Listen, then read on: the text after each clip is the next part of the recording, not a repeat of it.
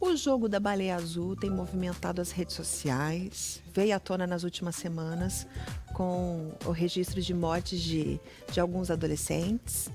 A gente fala alguns no Brasil, mas lá fora tá uma loucura, né, Maria Augusta? E o jogo é uma série de 50 desafios seguidos, cujo objetivo final do jogador é acabar com a própria vida. A gente não vai entrar nos méritos aqui do jogo, né? Não sei nem se eu posso falar mérito, não sei nem se merece esse termo mérito. Aliás, eu quero dar uma salva de vaias para quem desenvolveu este jogo. Mas para você entender melhor, são 50 desafios que o adolescente tem que ir vencendo. Dentre esses 50 desafios tem às 4h20 da manhã assistir 2 filmes de terror, às 4h20 da manhã subir no alto de um prédio, num beiral e ficar olhando para baixo, às 4h20 da manhã desenhar uma baleia no seu braço com uma navalha, às 4h20 da manhã se cortar o braço, às 4h20 da manhã furar a sua mão com vários alfinetes e por aí vai. Ficar o dia inteiro sem falar, não conversar com ninguém e por aí vai uma série de coisas. Para entender melhor de quem é a culpa, é do adolescente que está jogando esse jogo? Ou é do pai, a falta do pai, a falta da mãe, a falta do amor, do aconchego familiar?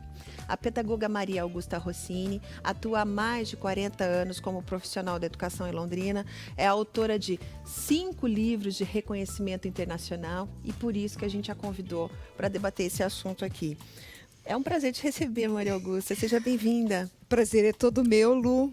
E eu falo assim, nós precisamos de pensar no jogo como uma consequência de um estado de ser dos nossos adolescentes. Mas esse estado de ser, na verdade, não é um privilégio desse momento nosso, não. A adolescência é uma fase do desenvolvimento humano onde aflora a questão da cognição. Em cada fase da vida, nós temos características. Na infância, na pré-adolescência, na adolescência. Então, o adolescente, ele é um ser muito suscetível, tá, à questão da falta do afeto. Quando eu falo da questão da afetividade, eu sempre digo assim, a afetividade, ela acompanha o ser humano desde antes do seu nascimento. Certo. E até a nossa morte, tá? Mas até essa questão até a idade da adolescência, o ser humano é essencialmente afetivo. E às vezes a gente fala assim, as pessoas às vezes não se dão conta de como é importante esse desenvolvimento dessa afetividade. Os pais às vezes perguntam assim, professora, o que eu faço para que essa afetividade aflore, desenvolva, né? O primeiro ponto para que essa afetividade aconteça, vamos dizer assim, exploda, é que o seu filho tenha limites. Por quê? O limite é codificado na cabeça do adolescente como sinal de amor. E, por exemplo, hoje em dia as crianças parecem que estão isentas de arrumar a casa, lavar a louça, arrumar o próprio quarto. Exatamente. E quando encontram um jogo como esse, que tem 50 desafios a serem vencidos... Que delícia, 50 regras. Uau, 50 regras. Será que não está faltando mais regras dentro de casa? Então, veja bem, está faltando, são coisas tão simples, Lu, que foram se perdendo, tá? A modernidade tem exigido dos pais uma ausência cada vez maior. Essa ausência gera culpas, então a criança ganha tudo que ela quer, o adolescente tem tudo que ele quer à sua mão. E as casas antes cheias de vida, com barulho, jogos como banco imobiliário, seja lá o jogo que fosse, mas a família brincava, jogava. Todo mundo junto. Todo mundo junto. Hoje são casas silenciosas, cada um no seu quarto, cada um com o seu aparelho, né? E o mundo deixou de ser real para se tornar um mundo virtual. E esse adolescente, a gente tem que entender que a adolescência sempre existiu.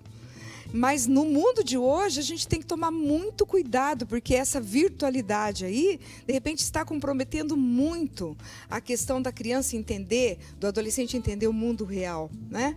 Aí, o que acontece? Esse afastamento emocional é muito perigoso. E o adolescente se sente sozinho.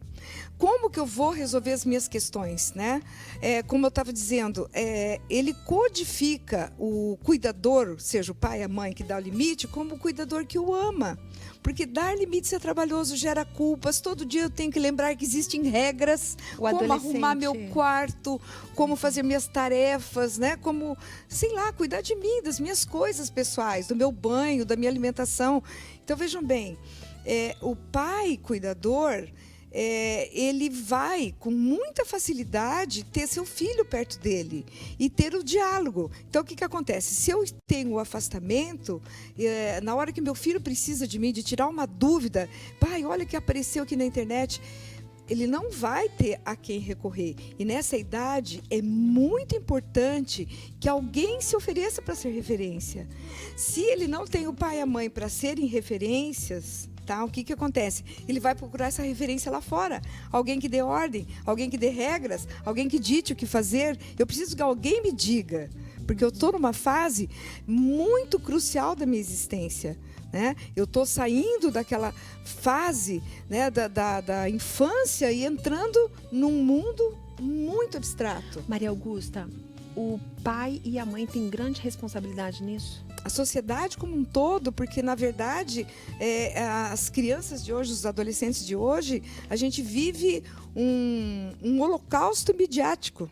Essa que é a verdade. A gente se preocupava tanto com o holocausto que aconteceu com os judeus, mas as nossas crianças, os nossos jovens hoje vivem dentro de suas casas, na frente da família toda, um holocausto midiático. E a família, de repente, não se dá conta de que isso está acontecendo. Como recuperar? Como recuperar? Primeiro ponto é estabelecer o diálogo, sabe? Estabelecer, assim, não só aquele diálogo de final de semana. Quando você fala assim...